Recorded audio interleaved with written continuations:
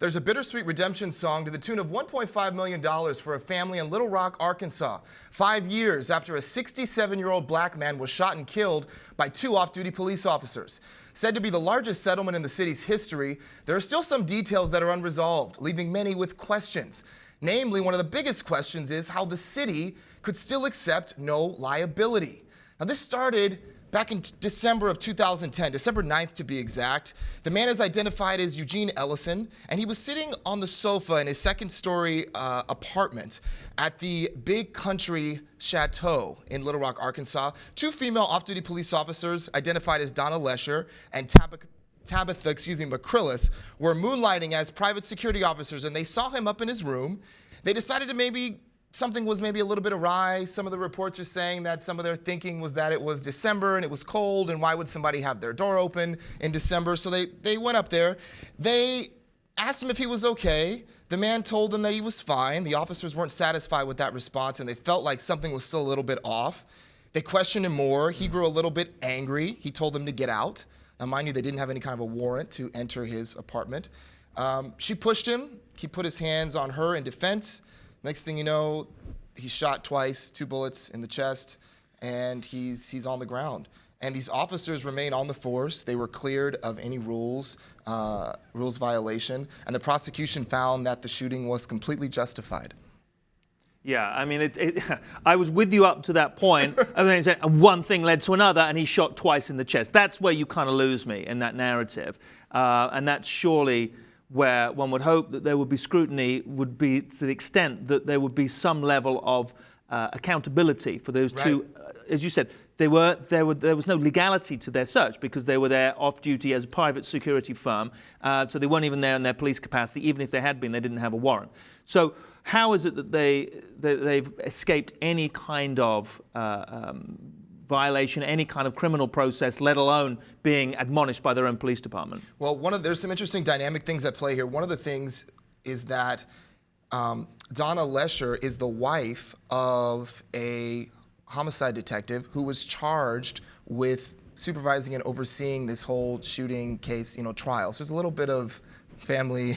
Right. So there was a direct conflict of interest from the beginning. Yes, and yet it was allowed that nobody said anything, or it was allowed to be perpetuated. That's right. And then Eugene Ellison, he was the father of 2 sons who served on the Little Rock police force. One of them is still in active duty. So there's a lot of stuff that's at play here. And here we are 5 years later, and still there's no resolve. There's allegations of favoritism. There's conflict of interest majorly. The family received $900,000 from the city, and then the rest they received from the apartment complex. But even still, this is still, it's very troublesome because once again, here we are, another black man is gunned down, and the money is not enough. And the money's not enough, sure. And so he gets the money, and then also the city's going to release an apology, and then they're going to resurrect some sort of a monument or a statue in tribute of him. Right. But even still, that's not enough. Right. It seems as though it's as you said. I mean, the amount. It's interesting that the amount is a record amount because again, that indicates to me that they're not very often paying out because in any other city, New York City, for example, or Los Angeles, where we've seen a lot of these instances, that would be a paltry sum. But that's kind of almost beside the point. The point being is that you can't put a value on this type of crime that was committed. And the fact that it wasn't thoroughly investigated, the fact that it was highly compromised, and it's taken so long to bring justice. And so many of the details seem to remain unclear, and the specifics remain unclear, and there's been no repercussions for the officers involved. That is the most troubling part of this, because not just merely because you want to bring those people to justice, but because you want to stop this being perpetuated. You want to be able to stop the cycle, and that's what we talk about on this show all the time, is how can we actually stop this? How can we stop these egregious acts occurring? And they always do you're going to get it within any police force, with any organization, you're going to get bad actors. You're going to get individuals who operate outside the lines.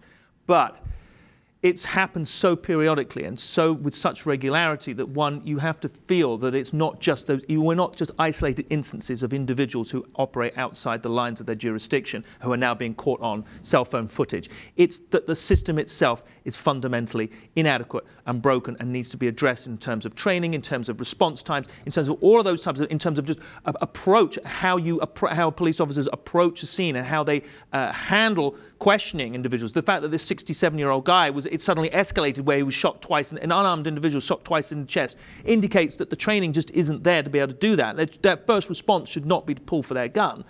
And without a proper investigation, what's to say this couldn't happen? It's going to happen again. That's right. It's going to happen again. It's going to happen again. And so that's the part that's just so disconcerting, is to continuously watch these things happen over and over and over again with no real consequence sometimes, or the fact that the cities and the police departments are paying out. And it's great to win, but it's also bittersweet. I mean, it's nice for the family to get the money, but also the money's not going to get my loved one back. The money it's in vain almost in some respects. Sure. Money doesn't buy love. We need training. We need more than apologies for these payouts.